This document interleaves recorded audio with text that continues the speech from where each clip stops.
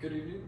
My name is Chase Van Dalen, and to begin with, many students aspire to find a career in the health sciences just due to high wages and other great benefits, as well as great job outlooks.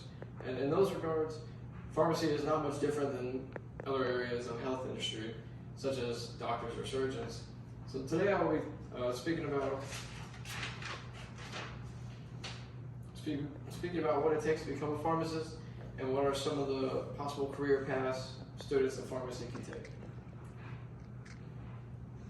So in order to earn a Pharmd degree, which stands for degree of pharmacy, it typically takes 8 years total of college level coursework. First, you must complete a 4-year pre-professional degree, such as a bachelor's degree in biomedical science.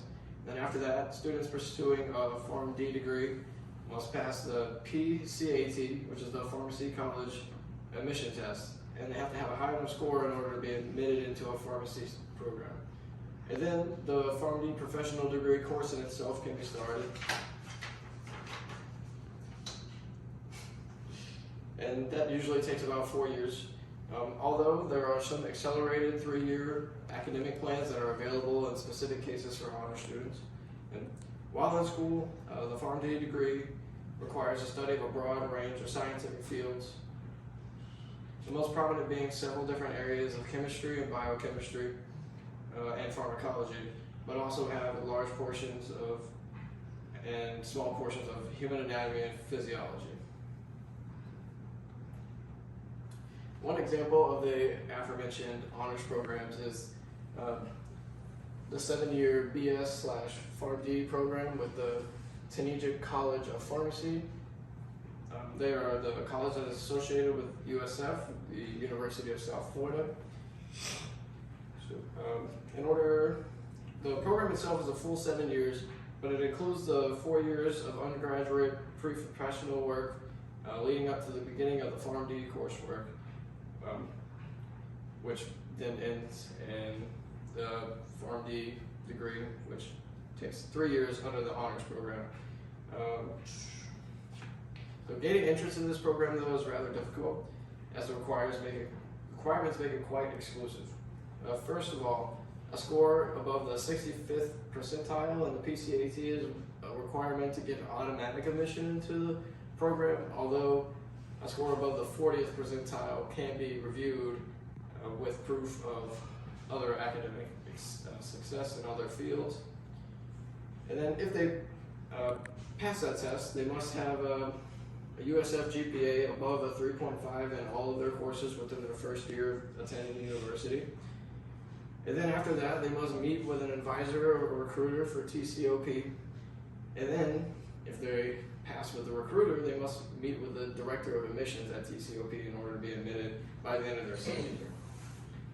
And then finally, they must submit 2 letters of recommendation, one being from a professor of science, along with a few other minor steps by the end of their second year in order to be completely accepted into the 7-year BS Pharmd program. So while becoming a pharmacist is the obvious choice of a career for someone obtaining a Pharmd degree, there is a few other career paths to choose from, as well as several different types of pharmacists. So most people are aware of basic retail pharmacists. That is the most common job, such as those seen in CVS and Walgreens. And those jobs are expected to decrease by 2% in 2030. But despite the predicted decrease in these job openings, these employees are well compensated and enjoy many other benefits. Mainly, they prepare and dispense prescriptions to patients, but they also deal with customer service in the form of consultations, as well as discussing insurance and other payment options and medicine substitutions. Chemotherapy Pharmacist is one specialized type of pharmacy, career opportunity available to those with a Pharmd degree. These pharmacists prepare and dispense drugs that are used specifically in chemotherapy treatments and cancer treatments. They review the quality of the drugs, reporting them to cancer treatment facilities and hospitals so they can choose the most effective treatments for their patients. Next, Another example is nuclear pharmacists. It's another specialized branch of pharmacists who are tasked with preparing, testing, and dispensing radiopharmaceuticals, which is pharmaceutical medicines that contain radioactive isotopes used to detect and fight cancer as well as other diseases. This type of pharmacy includes the increased risks that are associated with using radioactive isotopes, and the nuclear pharmacists have to maintain and ensure the safety of the workplace as well as correct disposal and transportation of these dangerous compounds. And finally, one of the highest paid job opportunities for students of pharmacy is the pharmacologist, who researches new and existing forms of treatment for many different ailments, often in collaboration with research scientists.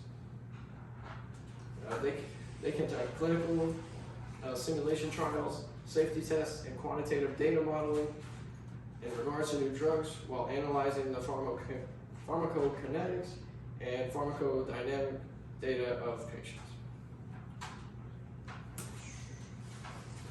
Now, in conclusion, earning a Pharmd and choosing a career path in the many that are offered in the field of pharmacy is quite a rigorous task. But many years of school are required to begin working as a professional in the industry, and very many prestigious requirements are necessary in order for students to be put on the fast-track honors path to earning their degree. But despite the challenges to earn a place, a career in pharmacy can be very promising and rewarding, with several different career options to choose from as well. And here are my references.